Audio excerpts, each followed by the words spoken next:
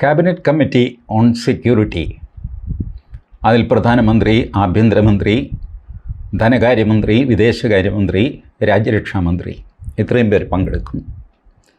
മറ്റുദ്യോഗസ്ഥന്മാരെ ആവശ്യമുണ്ടെങ്കിൽ വിളിച്ചു വരുത്തും, അല്ലെങ്കിൽ കമ്മിറ്റിയിൽ ഇവർ മാത്രം ഇരിക്കും. ക്യാബിനറ്റ് കമ്മിറ്റി ഓഫ് സെക്യൂരിറ്റിയുടെ മീറ്റിംഗ് ഇപ്പോൾ കഴിഞ്ഞതേ ഉള്ളൂ. ആ കഴിഞ്ഞ ഉടനെയാണ് ഞാൻ ഈ വീഡിയോ ചെയ്യുന്നത്. 5 കാര്യങ്ങളാണ് ക്യാബിനറ്റ് കമ്മിറ്റി ഓൺ സെക്യൂരിറ്റി തീരുമാനിച്ചത് എന്ന് വിദേശകാര്യ വക്താവിൻ്റെ വളരെ ചെറിയൊരു പത്രസമ്മേളനത്തിലൂടെ അദ്ദേഹം അറിയിച്ചു. പത്രസമ്മേളനത്തിൽ അദ്ദേഹം പറഞ്ഞു, ഈ പ്രത്യേക സാഹചര്യത്തിൽ നിങ്ങളുടെ ഒരു ചോദ്യത്തിനും ഉത്തരം പറയാൻ എനിക്ക് സാധ്യമല്ല. ഞാൻ എഴുതിക്കൊണ്ടുവന്ന ഒരു ചെറിയ പ്രസ്താവന വായിക്കാം, ദാറ്റ്സ് ഓൾ. എന്നിട്ട് അദ്ദേഹം കടന്നു. പോയിൻ്റ് നമ്പർ 1 അദ്ദേഹം പറഞ്ഞത്, ഇൻഡസ് വാലി ട്രീറ്റി തൽക്കാലം മരവിപ്പിക്കാൻ തീരുമാനിച്ചു. എന്താ ഇൻഡസ് വാലി ട്രീറ്റി? സിന്ധു നദിയുടെ ജലം പങ്കിടുന്നതിനെ ചൊല്ലി നമ്മളും പാകിസ്ഥാനും തമ്മിൽ പണ്ട് ഒപ്പിട്ട ഒരു കരാറാണത്. വിഭജനത്തിൽ സംഭവിച്ച ഏറ്റവും വലിയ ദാരുണമായ ഒരു സംഭവം സിന്ധു നദിയുടെ ഭൂരിഭാഗവും പാകിസ്ഥാനിലായി എന്നുള്ളതാണ്. ഏതായാലും പോട്ടെ, കഴിഞ്ഞ കാര്യം. അപ്പോൾ ആ നദിയിൽ നമ്മളിപ്പോൾ വിചാരിച്ചു കഴിഞ്ഞാൽ പാകിസ്ഥാന് കിട്ടുന്ന വെള്ളം തീരെ കുറയ്ക്കാനോ അഥവാ നിർത്തിക്കളയാനോ പറ്റും. ആ അവസ്ഥയിലാണ് നമ്മൾ. ഇതുപോലെ ബംഗ്ലാദേശുമായിട്ടുണ്ട് കേട്ടോ. തീസ്റ്റ നദി, ഫറാക്ക ബാരേജ് എന്നൊക്കെ നിങ്ങൾ കേട്ട് കാണും. നമ്മളിത് തുറന്നു വിട്ടാലും അടച്ചിട്ടാലും ബംഗ്ലാദേശിനെ ശ്വാസം മുട്ടിക്കാൻ പറ്റും. നമ്മളതൊന്നും ചെയ്യാറില്ല, കാരണം ലോകസമാധാനമാണല്ലോ നമുക്കെപ്പോഴും വലുത്. അതുകൊണ്ട് നമ്മളാൾക്കാരുടെ കുടിവെള്ളമൊന്നും മുട്ടിക്കുകയില്ല. ഇസ്രായേൽ ആണെങ്കിൽ പണ്ടേ മുട്ടിച്ചതിൻ്റെ പണ്ടടക്കിയാണ്. ഈ ഇൻഡസ് വാലി ട്രീറ്റി മരവിപ്പിക്കാനുള്ള തീരുമാനം ഇപ്പം നിങ്ങളൊന്ന് നോക്കിക്കോളൂ. 3-4 ദിവസം ആരും ഒന്നും മിണ്ടില്ല. ഇത് കഴിയുമ്പോൾ ഒന്നുകിൽ കപിൽ സിബൽ അല്ലെങ്കിൽ അഭിഷേക് മനു സിംഗ്വി പൊതു താൽപ്പര്യ ഹർജിയുമായിട്ട് സുപ്രീം കോടതിയിൽ പോകും. ഈ കരാർ മരവിപ്പിച്ചത് ശരിയല്ല, കുടിവെള്ളം മുട്ടിക്കുന്നത് ശരിയല്ല, പാരിസ്ഥിതിക പ്രശ്നങ്ങളുണ്ടാകും, അതിൽ കൂടുതലും ഇന്ത്യക്കാരായിരിക്കും സഫർ ചെയ്യുന്നത്. ഇങ്ങനെ 110 ന്യായങ്ങളും യുണൈറ്റഡ് നേഷൻസ് കൺവെൻഷനിൽ നമ്മൾ ഒപ്പുവെച്ചതാണ്, അത് ഇത് എന്നൊക്കെ പറഞ്ഞിട്ട് സുപ്രീം കോടതി ഒരു വരട്ടും. ആര്? നമ്മുടെ സോളിസിറ്റർ ജനറൽ തുഷാർ മേത്ത, അല്ലെങ്കിൽ സാധുവായ അറ്റോർണി ജനറൽ വെങ്കട്ടരമണി. ഈ രണ്ടിലൊരാളെ സുപ്രീം കോടതി കൊടയും. ഇന്ന് ഞങ്ങളിത് ഉച്ച കഴിഞ്ഞ് പോസ്റ്റ് ചെയ്യാം, അതിന് മുമ്പ് ഞങ്ങൾക്ക് സത്യവാങ്മൂലം കിട്ടണം. നിങ്ങളെന്തൊരു ദ്രോഹമാണ് ഈ ചെയ്യുന്നത്. മനുഷ്യകുലത്തോട് ദ്രോഹം ചെയ്യാൻ ഭരണഘടന അനുവദിക്കുന്നില്ല. Human life is ultimate. അത് ഇത് എന്നൊക്കെ പറഞ്ഞിട്ട് കോൺസ്റ്റിറ്റ്യൂഷണൽ മൊറാലിറ്റി എന്നൊക്കെ പറഞ്ഞ് ഈ വകുപ്പില്ലാതെ വരുമ്പോൾ ഉപയോഗിക്കുന്ന ഒരു വകുപ്പാണ് കോൺസ്റ്റിറ്റ്യൂഷണൽ മൊറാലിറ്റി. അത് പണ്ട് ജവഹർലാൽ നെഹ്റു ഉപയോഗിച്ച വാക്കാണ്. അതിപ്പോഴും സുപ്രീം കോടതി എടുത്ത് അടിച്ചുകൊണ്ടിരിക്കും. എന്നിട്ട് ഉച്ച തിരിയുമ്പോൾ സുപ്രീം കോടതി ഇതിൻ്റെ കംപ്ലീറ്റ് ഇൻഡസ് വാലി ട്രീറ്റി കൊണ്ടുപോകാൻ നിങ്ങളിപ്പോൾ എടുത്ത തീരുമാനം അത് ക്യാബിനറ്റ് കമ്മിറ്റി ഓൺ സെക്യൂരിറ്റിയുടെ മിനിറ്റ്സ് ഓഫ് മീറ്റിംഗ് കൊണ്ടുപോകാം. അയ്യോ, അതൊന്നും പുറത്ത് കാണിക്കാൻ പറ്റില്ല സാർ, അതൊന്നും പറ്റില്ല, അല്ല ഞങ്ങൾ സീൽഡ് കവറിൽ തരാം. സീൽഡ് കവറൊക്കെ ഞങ്ങൾ പണ്ടേ നിർത്തി, ജനങ്ങൾ അറിയട്ടെ എന്ന്. ട്രാൻസ്പെറൻസി അടിസ്ഥാനമാണ്. അത് നമ്മുടെ ഈ ഇതുണ്ടല്ലോ, എന്താ ഇലക്ട്രൽ ബോണ്ട്, അതിൽ സുപ്രീം കോടതി പറഞ്ഞല്ലോ, right to information is supreme. എല്ലാ വിവരങ്ങളും നാട്ടുകാരെ മൊത്തം തുറന്ന് കാണിക്കണം, അതാണ് സുപ്രീം എന്ന് പറയുക. അതുകൊണ്ട് സീൽഡ് കവറിൻ്റെ കാലം കഴിഞ്ഞു. ഓപ്പണായിട്ട് ഇങ്ങ് തന്നെ ഞങ്ങളൊന്ന് നോക്കട്ടെ, നോക്കിയിട്ട് മതി കരാർ മരവിപ്പിക്കലൊക്കെ. പാകിസ്ഥാന് വലിയ ആഹ്ലാദമാകും. പാകിസ്ഥാൻ ഇന്ത്യൻ സുപ്രീം കോടതിയെ അഭിനന്ദിച്ച് പ്രമേയം പാസ്സാക്കും. ഇന്ത്യൻ സുപ്രീം കോടതിക്ക് രോമാഞ്ചം വരും. ആ ബെഞ്ചിൽ മിക്കവാറും 3 ജഡ്ജ് ബെഞ്ചായിരിക്കും കേട്ടോ. 1 ചീഫ് ജസ്റ്റിസ് സഞ്ജീവ് ഖന്ന, 2 സൂര്യകാന്ത്, 3 നമ്മുടെ പർദിവാല. ഈ 2 പേര് ഒരു അകമ്പടി ചീഫ് ജസ്റ്റിസിന് ഇക്കാര്യത്തിൽ വേണം. ഇങ്ങനത്തെ ദ്രോഹമൊക്കെ ചെയ്യണമെങ്കിൽ ഈ 2 ജഡ്ജിമാർക്കേ പറ്റുള്ളൂ, സൂര്യകാന്തിനും പർദിവാലയ്ക്കും. സഞ്ജീവ് ഖന്നയ്ക്ക് ധൈര്യം പോരെങ്കിൽ അത് കൊടുക്കാൻ ഇവരും ഉണ്ടാകും. ഞാനീ പറയുമ്പോൾ നിങ്ങൾ എന്നെ പുച്ഛിക്കും. ഇതൊക്കെ നടക്കുന്നതാണ് ഭാരതത്തിൽ. നടന്നില്ലേ? റഫേൽ വിമാനം വാങ്ങാനായിട്ട് ദാരിദ്ര്യം കൊണ്ട് മനുഷ്യൻ്റെ കയ്യിൽ വിമാനമില്ല. ഈ ഇന്ത്യൻ വ്യോമസേന എന്നൊക്കെ പറയുന്നത് എല്ലാം പഴയ വിമാനമാണ്. 35-40 കൊല്ലമുള്ള വിമാനം. നിങ്ങൾ ആ പത്രത്തിൽ ഇടയ്ക്കിടയ്ക്ക് വായിക്കാറില്ലേ? MiG-27 അവിടെ വീണു, MiG-29 ഇവിടെ വീണു, മിറാഷ് മറ്റിടത്ത് വീണു, വേറൊരിടത്ത് വീണു. ഇതൊക്കെ നിങ്ങൾ കാണുന്നതല്ലേ? എന്നിട്ട് ആ റഫേലിന് അടിയന്തരമായിട്ട് ഗവൺമെൻറ്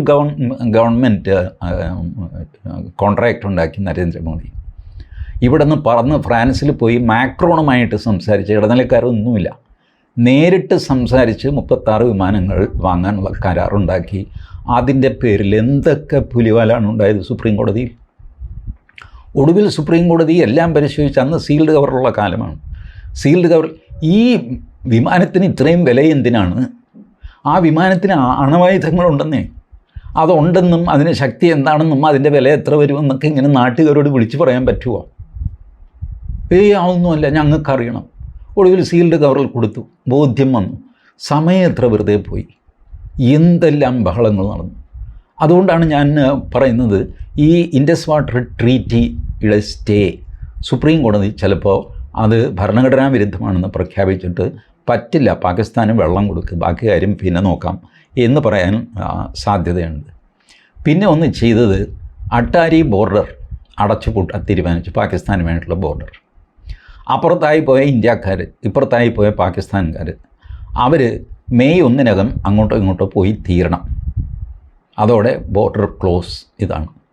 ഇതും മനുഷ്യാവകാശ ലംഘനമാണ് കേട്ടോ. വേണമെങ്കിൽ കപിൽ സിബലിന് ഇത് സുപ്രീം കോടതിയിൽ ചോദ്യം ചെയ്യാവുന്നതാണ്. മൂന്നാമത്, 48 മണിക്കൂറിനുള്ളിൽ ഈ പറഞ്ഞ പാകിസ്ഥാൻ എംബസിയിലെ ആൾക്കാർ, സൈന്യവുമായിട്ട് ബന്ധപ്പെട്ട ആൾക്കാർ എല്ലാം സ്ഥലം വിട്ടോളണം. പാകിസ്ഥാനിലുള്ള ഹൈക്കമ്മീഷനിലുള്ള, ഇന്ത്യൻ ഹൈക്കമ്മീഷനിലുള്ള ഇതേപോലെയുള്ള ഉദ്യോഗസ്ഥർ അവർ തിരിച്ചു വരണം. ഇവരുടെ സ്ട്രെങ്ത് ഇന്ത്യയിൽ 55 അത് 30 കുറച്ചു, 30 നിന്ന് വീണ്ടും കുറച്ചു എന്ന് വരും. ഈ കാര്യത്തിൽ സുപ്രീം കോടതിക്ക് ഒരു കൺഫ്യൂഷൻ ഉണ്ടാകും. കാരണം വിദേശ നയത്തിൽ സുപ്രീം കോടതിക്ക് ഇടപെടാം, എല്ലായിടത്തും ഇടപെടാൻ കേട്ടോ. ആർട്ടിക്കിൾ 142 ഇരിക്കുകയല്ലേ. ജഗദീപ് ധൻഖർ പറഞ്ഞ് ന്യൂക്ലിയർ ബോംബ് കയ്യിലിരിക്കില്ല, പിന്നെ എന്തിനും പേടിക്കണം. ബട്ട് എന്നാലും ചിലപ്പോൾ ഒന്നും മടിച്ചു എന്ന് വരും. കാരണം ഇവരുടെ എണ്ണം കുറയുകയോ കൂടുകയോ ഒക്കെ ചെയ്യുന്നതിൽ വലിയ ഇതൊന്നുമില്ല. മാത്രമല്ല പാകിസ്ഥാനും പറയും മതി, അതിന് അത്ര ആൾക്കാരൊക്കെ മതി. എന്ത് ചെയ്യാനാണ് ഈ ഇന്ത്യൻ ഹൈക്കമ്മീഷൻ, പാകിസ്ഥാൻ ഹൈക്കമ്മീഷൻ എന്നൊക്കെ പറയുന്ന ചരക്ക്, ഇവർക്കൊന്നും പ്രത്യേകിച്ച് ജോലിയൊന്നുമില്ല. ആ ശമ്പളമൊക്കെ വാങ്ങിച്ച് സുഖവാസമായിട്ട് കഴിയുകയാണ് അവർ. അവരെയൊക്കെ പെർസണ നോൺ ഗ്രാറ്റ ആയിട്ട് പ്രഖ്യാപിച്ചിട്ടുണ്ട്, അനഭിമതന്മാരാണ്. അതുകൊണ്ട് 48 മണിക്കൂറിനകം അവരും അവരുടെ സപ്പോർട്ട് സ്റ്റാഫും ഒക്കെ സ്ഥലം വിട്ടോളാം. പിന്നെയാണ് പ്രധാനപ്പെട്ട കാര്യം പറയുന്നത്, നമ്മളുടെ 3 സേനകൾക്കും, നാവികസേന, വ്യോമസേന, കരസേന, 3 സേനകൾക്കും ഹൈ അലർട്ട് കൊടുത്തിട്ടുണ്ട്. വളരെ ജാഗ്രതയായിട്ടിരിക്കണം, ഹൈ വിജിൽ, ഇതാണ് കൊടുത്തിരിക്കുന്നത്. ശേഷം ചിന്ത്യം, വിദേശകാര്യ സെക്രട്ടറി താങ്ക് യു എന്ന് പറഞ്ഞിട്ട് എണീറ്റ് പോയി. ഇതാണ് സംഭവിച്ചത്, നിങ്ങളും ഒക്കെ കണ്ടു കാണും. എന്നാൽ ഇതിന് ശേഷമാണ് ഏറ്റവും വലിയ സംഭവങ്ങൾ നടക്കാൻ പോകുന്നത്. ഈ പറഞ്ഞതൊക്കെ ഡിപ്ലോമാറ്റിക് ലെവലിലൊക്കെയുള്ള, ഇൻഡസ് വാട്ടർ ട്രീറ്റ് ചിലപ്പോൾ മരവിപ്പിച്ചില്ല, എന്തെങ്കിലുമൊക്കെ സംഭവിക്കും. സിന്ധു നദിയിലെ ജലം കൊണ്ട് മാത്രമൊന്നുമല്ല പാകിസ്ഥാൻ കഴിയുന്നത്. അവർക്കും അറിയാമല്ലോ നമ്മളിതൊക്കെ ചെയ്യുന്നു. നമ്മൾ പാകിസ്ഥാനെ പലപ്പോഴും അണ്ടർ എസ്റ്റിമേറ്റ് ചെയ്യും, ഇന്ത്യൻ ജനതയെ ഓവർ എസ്റ്റിമേറ്റ് ചെയ്യും. ഞാൻ പറയുമ്പോൾ ആർക്കും ഒരു വിഷമം തോന്നരുത്, ഞാനല്പം അപ്പോളജറ്റിക്കായിട്ട് പറയുകയാണ്. ഇന്ത്യൻ ജനതയിലെ നല്ലൊരു ശതമാനത്തിന് രാജ്യസ്നേഹമില്ല. ഇത് സത്യം, എനിക്ക് ബോധ്യം വന്ന കാര്യമാണ്. ഇത്രയും വർഷത്തെ ജീവിതാനുഭവങ്ങൾ കൊണ്ട് ഒരു ദേശീയവാദി എന്നുള്ള നിലയ്ക്ക് ഞാൻ പറയുകയാണ്, ഇന്ത്യൻ ജനതയിൽ സ്വാഭിമാനമുള്ള, ദേശാഭിമാനമുള്ള, ദേശഭക്തരായവരുടെ എണ്ണം ഭൂരിപക്ഷമുണ്ട്, പക്ഷേ അത് പോരാ. എൻ്റെ എസ്റ്റിമേറ്റിൽ ഒരു 30% ആൾക്കാർ ഭാരതം എങ്ങനെ പോയാലും ഞങ്ങൾക്കൊരു ചുക്കുമില്ല എന്ന് പറഞ്ഞ് ജീവിക്കുന്നവരാണ്. സത്യമല്ലേ? നെഞ്ചിൽ കൈവച്ച് നിങ്ങൾ നോക്കുക. നമ്മുടെ ജനതയിലെ 1/3 ഭാരതത്തിന് എന്ത് സംഭവിച്ചാലും ഞങ്ങൾക്കൊന്നുമില്ല. ഞങ്ങളൊരു ഫ്ലൈറ്റ് കയറിയിട്ട് യൂറോപ്പിലേക്ക് പോകും, അല്ലെങ്കിൽ ഗൾഫിലേക്ക് പോകും. ദാറ്റ്സ് ഓൾ, കഴിഞ്ഞു. കാരണം ഞങ്ങളുടെ മക്കൾ അവിടെയുണ്ട്, പാകിസ്ഥാനിൽ പോകും, ഞാൻ ബംഗ്ലാദേശിൽ പോകും, ഞാൻ അങ്ങനെ നമുക്ക് രക്ഷപ്പെടാനുള്ള ഒരു പഴുത് കണ്ടുപിടിച്ച് ജീവിക്കുന്നവരാണ്. വാചകം ഒരുപാടടിക്കും. ഞാനിന്ന് ഒരുപാട് നേരം, എനിക്ക് പതിവില്ലാത്തതാണ്, ഒരുപാട് നേരം ഞാൻ ഈ യൂട്യൂബർമാരുടെ അഭിപ്രായങ്ങൾ നോക്കി. എൻ്റെ അമ്മേ, എന്താ വാചകമിടിയെന്നറിയാമോ? പാകിസ്ഥാനിൽ ആറ്റം ബോംബിടറോ, അത് 4 കഷ്ണമായിട്ട് ചെതറിച്ച് കളാം, ഒറ്റ ഒരുത്തനെ വെച്ചേക്കരുത്, തീർത്ത് കളാം, പെട്രോൾ ഒഴിച്ച് തീയിട്, ഇതെന്നൊക്കെ പറഞ്ഞിട്ട് കമ്പനിയിലൊക്കെ ഇടും. ഇപ്പം തീർക്കും. മോദി പട്ടാളത്തിന് ഫ്രീ ഹാൻഡ് കൊടുത്തു കഴിഞ്ഞു. ഈ പറഞ്ഞു കേട്ട് കഴിഞ്ഞാൽ പട്ടാളത്തെ ഇതുവരെ മോദി ഇറുക്കി പിടിച്ചിരിക്കുകയാണെന്ന് തോന്നുന്നു. ഇത് എന്തിനാ പനിയത്? എന്തൊരു വിഡൽസാണ് ഇവിടുന്ന് ആൾക്കാർ. ഈ ദേശസ്നേഹമൊന്നും ഗ്രൗണ്ട് ലെവലിൽ കാണില്ല. നിങ്ങളോട് ഞാൻ ഒരു സത്യം പറയാം, നടന്ന കാര്യമാണ്, അധികം ആരും മറന്നു കാണില്ല. 2019 Abhinandan, wing commander Abhinandan air strike കഴിഞ്ഞിട്ട് പാകിസ്ഥാനിൽ തന്നെ പാരച്യൂട്ടിൽ ലാൻഡ് ചെയ്തു. അദ്ദേഹത്തിൻ്റെ ഫോട്ടോ വന്നു. മുറിവേറ്റ് ചോരയൊലിക്കുന്ന അഭിനന്ദൻ, അയാളെ പിടിച്ചു നിർത്തിയിരിക്കുന്നു പാകിസ്ഥാൻ പട്ടാളക്കാർ. ഈ ഫോട്ടോ അവർ പുറത്തു വിട്ടു. നമ്മളെല്ലാവരും കൂടെ ബഹളം വെച്ചു, അഭിനന്ദനെ തിരിച്ചു കൊണ്ടുവരിക, അഭിനന്ദനെ തിരിച്ചു കൊണ്ടുവരിക. അഭിനന്ദൻ തിരിച്ചു വന്നു, കഴിഞ്ഞു, നമ്മളുടെ വീര്യം അവസാനിച്ചു. എന്തിനായിരുന്നു ആ അറ്റാക്കെന്ന് നമ്മൾ ആലോചിച്ചില്ല. അഭിനന്ദനം തിരിച്ചു കിട്ടിയപ്പോൾ നമ്മളുടെ വീര്യം അവസാനിച്ചു. വാസ്തവത്തിൽ പെഹൽഗാമിൽ ആക്രമിച്ച ആൾക്കാരുണ്ടല്ലോ, അവർ ബുദ്ധിശൂന്യരാണെന്നും എനിക്ക് തോന്നുന്നുണ്ട്. എങ്ങനെയാണെന്ന് ഞാൻ പറയാം. നിഷ്കളങ്കരായ ഇത്രയും പേരെ അവർ കൊന്നല്ലോ. ഒരു 4 പേരെ അവർ പിടിച്ചുകൊണ്ട് പോകണവരെ, 4 പേരെ മതി. 4 പേരെയും പിടിച്ചുകൊണ്ട് കാട്ടിലേക്ക് പോവുക, അപ്രത്യക്ഷരാകുക. ഈ ആക്രമിക്കാൻ വന്ന 4 പേരാണല്ലോ. ഒരാൾ വെച്ചിട്ട് പിടിച്ചുകൊണ്ട് പോവുക കാട്ടിനുള്ളിലേക്ക്. പിടിച്ചു വലിച്ചു കൊണ്ടുപോയി കഴിഞ്ഞാൽ പോയി നിഷ്കളങ്കരായ ടൂറിസ്റ്റാണ്, അവർ ഗുസ്തിക്കാരൊന്നും അല്ലല്ലോ. 4 പേരെ പിടിച്ചുകൊണ്ട് പോയി എന്ന് വെച്ചു.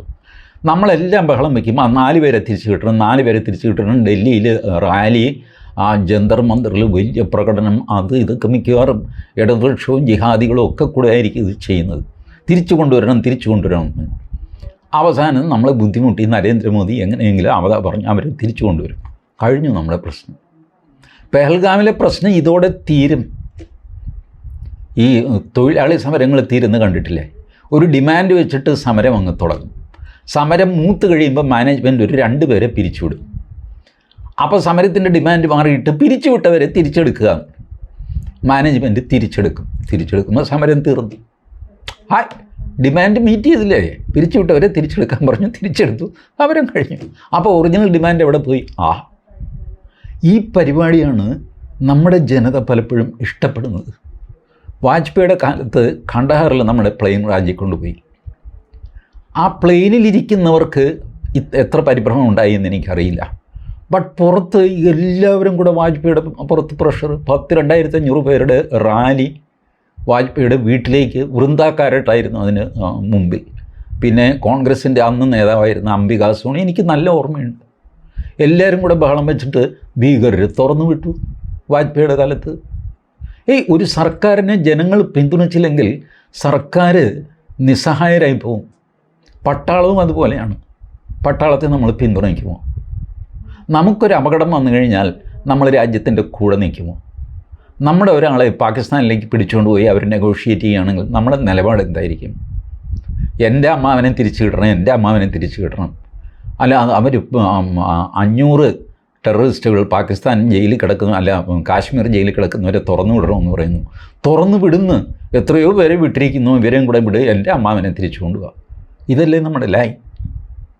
നമ്മളാണോ രാജ്യസ്നേഹികൾ? നമ്മളെന്താ വിചാരിക്കുന്നത്? പാകിസ്ഥാനുമായിട്ടുള്ള യുദ്ധം നടത്തുമ്പോൾ പാകിസ്ഥാൻ വെറുതെ ഇരിക്കുമെന്നോ? അവരിങ്ങോട്ടും ആക്രമിക്കില്ലേ? നമ്മുടെ ആൾക്കാരെ പിടിച്ചുകൊണ്ട് പോകും, മരിക്കും, ഇതൊക്കെ സംഭവിക്കും. കഴിഞ്ഞ യുദ്ധങ്ങളിലൊക്കെ ഇത് സംഭവിച്ചു. ഞാൻ ഈ പരിഭ്രമം നേരിട്ട് കണ്ടതാണ്. 1971 യുദ്ധത്തിലാണെന്നാണ് എൻ്റെ ഓർമ്മ. 71 or 65. കൊച്ചി വെല്ലിംഗ്ടൺ ഐലൻഡിൽ പാകിസ്ഥാൻ ബോംബിട്ടു, പൊട്ടിയില്ല ഭാഗ്യത്തിൽ. കേരളം നടുങ്ങിപ്പോയി കരയാൻ തുടങ്ങി. കേരളം അമേരിക്കയുടെ 7ാം കപ്പൽപ്പട വരുന്നു എന്ന് കേട്ട് കഴിഞ്ഞപ്പോൾ മൂത്രമൊഴിച്ചു പോയി കേരളീയർ. മൂത്രമൊഴിച്ച കൂട്ടത്തിൽ ഞാനും ഉണ്ടായിരുന്നു കേട്ടോ. ഞാനന്ന് തീരെ ചെറുപ്പമാണ്. മൂത്രമൊഴിച്ചതൊരു തെറ്റാണ്, ഭയന്ന് മൂത്രമൊഴിച്ചത് തെറ്റാണെന്നൊന്നും ഞാൻ പറയുന്നില്ല. ബട്ട് ഇതാണ് നമ്മളുടെ സ്വഭാവം. ഖേദകരമെന്ന് പറയട്ടെ, ഈ സ്വഭാവം ഇപ്പോൾ കൂടി വന്നിട്ടേ ഉള്ളൂ. ഞാൻ പറഞ്ഞ 30% കുറഞ്ഞു പോയി എന്ന് എനിക്ക് തന്നെ തോന്നാറുണ്ട്. 30% ആൾക്കാർക്ക് ഭാരതം ഏതിലേ പോയാലും ഒരു ചുക്കുമില്ല എന്നുള്ള സ്ഥിതിയാണ്. ഈ മനസ്ഥിതിയിലേക്ക് ഒരു സർജിക്കൽ സ്ട്രൈക്ക് മോദിക്ക് നടത്താൻ പറ്റുമോ? മോദിയെ സപ്പോർട്ട് ചെയ്യും എന്ന് പറഞ്ഞാൽ വെറുതെ വാരം അടിച്ചിട്ട് കാര്യമില്ല. രാജ്യത്തെ സപ്പോർട്ട് ചെയ്ത് കൂടെ നിൽക്കുന്നേ. രാജ്യത്തിന് പ്രതിസന്ധി വരുമ്പോൾ എൻ്റെ ആളിനെ എങ്ങനെയെങ്കിലും രക്ഷിക്ക് എന്ന് പറയുന്ന മനോഭാവം വരുന്നത് എങ്ങനെയാണ്? ഇസ്രായേലിൽ ഇതുണ്ടായി. ഇസ്രായേലിൽ ഒക്ടോബർ 7 ഹമാസ് ആൾക്കാരെ പിടിച്ചുകൊണ്ട് പോകുന്നത്, ബന്ദികളെ. ബട്ട് ഇസ്രായേലിൽ ആദ്യത്തെ ജാഥ ബന്ദികളെ വിട്ടുകിട്ടണമെന്ന് പറഞ്ഞുള്ള ആദ്യത്തെ ജാഥ നെതന്യാഹുവിനെതിരെ നടക്കുന്നത് ഫെബ്രുവരിയോ മാർച്ചോ മറ്റോ ആയപ്പോഴാണ്. എത്ര മാസം കഴിഞ്ഞിട്ട്? ഒക്ടോബർ, നവംബർ, ഡിസംബർ, ജാനുവരി, ഫെബ്രുവരി എന്ന് വെച്ചു. 5-ാം മാസത്തിലാണ് അവിടെ ആദ്യത്തെ ശബ്ദം കേൾക്കുന്നത്. നെതന്യാഹു അത് കേട്ടോട്ട് ശരി, അവർ പറയുന്നു ഞാൻ കേൾക്കാം, ബട്ട് ചെയ്തില്ല, ഇപ്പോഴും ചെയ്യുന്നില്ല. ഇതൊക്കെ ഒരു രാജ്യത്തിൻ്റെ കൂടെ നിൽക്കുക എന്ന് പറഞ്ഞാൽ പ്രതിസന്ധിയിൽ അവനവന് നഷ്ടമുണ്ടാകുമ്പോൾ കൂടെ നിൽക്കുക എന്നാണ് അർത്ഥം. അല്ലാതെ സേഫായിട്ട് നമ്മൾ കേരളത്തിൽ ഒരു മൂലയ്ക്ക് സുഖമായിട്ട് കഴിയുന്നു, കയറി അടിക്ക് മോദി, ആറ്റം ബോംബിട് മോദി. കാരണം നമുക്കറിയാം ആറ്റം ബോംബ് പാകിസ്ഥാനിൽ ഇട്ട് കഴിഞ്ഞാൽ പോലും കേരളത്തിനൊന്നും സംഭവിക്കില്ല. പഞ്ചാബിലുള്ള കുറേ പേര് മരിച്ചു പോകും. അങ്ങോട്ടും ഇങ്ങോട്ടും ആണവ യുദ്ധം നടന്നു കഴിഞ്ഞാൽ പഞ്ചാബിൻ്റെ പകുതിയിലധികം മരിച്ചു. അവരുടെയും മരിക്കും, നമ്മുടെയും മരിക്കും. ആറ്റം ബോംബിനും പാകിസ്ഥാനെന്നോ ഇന്ത്യയെന്നോ ഇല്ലല്ലോ. എന്താ ഈ പറയുന്ന ആറ്റം ബോംബിൻ്റെ ശക്തിയെപ്പറ്റി? ഈ വാചകമടിക്കാൻ വളരെ എളുപ്പമാണ്.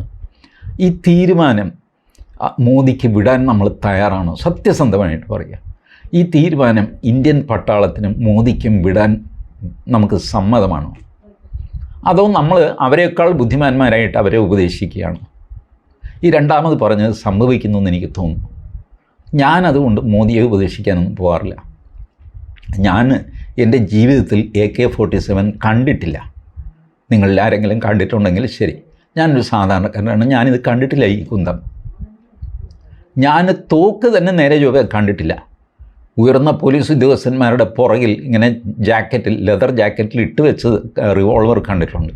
അത് പുറത്തെടുത്ത് ഞാൻ കണ്ടിട്ടില്ല. ഈ ഞാനിരുന്ന് ഗീർവാണടിക്ക് അടിക്ക് മോദി, തകർക്ക് മോദി എന്നൊക്കെ പറഞ്ഞു കഴിഞ്ഞാൽ എങ്ങനെ ഇരിക്കും? അതിൽ വല്ല ആത്മാർത്ഥത ഉണ്ടാവുക? എൻ്റെ ജീവിതത്തിൽ ഒരേ ഒരു തവണയാണ് ഗ്രനേഡ് എന്ന് പറയുന്ന പൊതിച്ച തേങ്ങ പോലത്തെ ഒരു കുന്തം ഞാൻ കണ്ടത് ആസാമിൽ വെച്ച്. ഞാൻ ശ്വാസമടക്കി പിടിച്ചിരുന്നു. ഒരു കാറിലായിരുന്നു. ആ കഥ പിന്നീട് എപ്പോഴെങ്കിലും പറയാം. ഏതായാലും ഈ സാധനം കൊണ്ട് ആൾ കാറിൽ നിന്ന് ഇറങ്ങുന്നത് വരെ ഞാൻ ശ്വാസം പിടിച്ചിരുന്നു. ഇയാൾ പുറത്തിറങ്ങി പോയപ്പോഴാണ് എനിക്ക് ആശ്വാസമായത്. ഉള്ള കാര്യം നിങ്ങളോട് പറയാമല്ലോ. എന്നെപ്പോലെ പേടിത്തൊണ്ടന്മാരല്ലേ ഭൂരിഭാഗവും? സത്യമല്ലേ? നമ്മൾ ഈ പൊങ്ങച്ചമടിക്കുന്നതൊക്കെ നിർത്തണമെന്നേ. ഈ തീരുമാനം മോദിക്കും ഇന്ത്യൻ പട്ടാളത്തിനും വിടുക. അവർ യുക്തമായ തീരുമാനമെടുക്കട്ടെ, ചെയ്യട്ടെ. വെറുതെ യൂട്യൂബ് വീഡിയോ വഴി അല്ലെങ്കിൽ TV ഡിബേറ്റിൽ അവിടെ ഇവിടെയൊക്കെ വീരസ്യം പറയുന്നത് അവസാനിപ്പിക്കുക. ദേശഭക്തിയുള്ളവരായിട്ട് മാറുക. ദേശത്തിന് വേണ്ടി ജീവൻ കൊടുക്കേണ്ടി വന്നാൽ ആദ്യം എൻ്റെ ജീവൻ, ഇത് പറയാൻ നമ്മൾ തയ്യാറുണ്ടോ? ജീവരക്തം കൊടുത്താണ് ദേശമുണ്ടായത്. ഭാരതത്തിൻ്റെ പാരമ്പര്യം എത്രയാണെന്നാണ് വിചാരിക്കുന്നത്? ആ പാരമ്പര്യം രക്ഷിക്കാൻ, നിലനിർത്താനായിട്ട് ആദ്യം ജീവൻ കൊടുക്കാൻ ഞാൻ തയ്യാറാണ്. ഇല്ല, നമ്മൾ നോക്കും, ആദ്യം മറ്റവൻ കൊടുക്കട്ടെ, അത് കഴിഞ്ഞിട്ട് ഞാൻ കൊടുക്കാം. ഇല്ലേ? സത്യമല്ലേ? നീ മുന്നിൽ നിൽക്കുമെന്ന് പറഞ്ഞിട്ട് പുറകിലുള്ള ആളെ പിടിച്ച് മുമ്പിൽ നിർത്തും. ക്യൂവിൽ ഇടിച്ച് നമ്മൾ മുമ്പിൽ കയറാൻ നോക്കും. പക്ഷേ ഈ ക്യൂവിൽ, രാജ്യത്തിന് വേണ്ടി ജീവൻ കൊടുക്കാനുള്ള ക്യൂവിൽ നമ്മൾ സ്ലിപ്പ് ചെയ്ത് പുറകിൽ അങ്ങ് പോകും. ഈ കാപട്യം അവസാനിക്കണം. നമുക്ക് ദേശഭക്തി ഉണ്ടോ എന്ന് നമ്മുടെ ഹൃദയങ്ങളിലേക്ക് നോക്കുക. അതിൻ്റെ ഉത്തരം കിട്ടുന്നതനുസരിച്ച് ആയിരിക്കും ഭാരതത്തിൻ്റെ ഭാവി. ഓരോ ഭാരതീയനും ആത്മപരിശോധന നടത്തിയാൽ ഭാരതത്തിൻ്റെ ഭാവി എന്താണെന്ന് തെളിഞ്ഞു കാണാം. Thank you.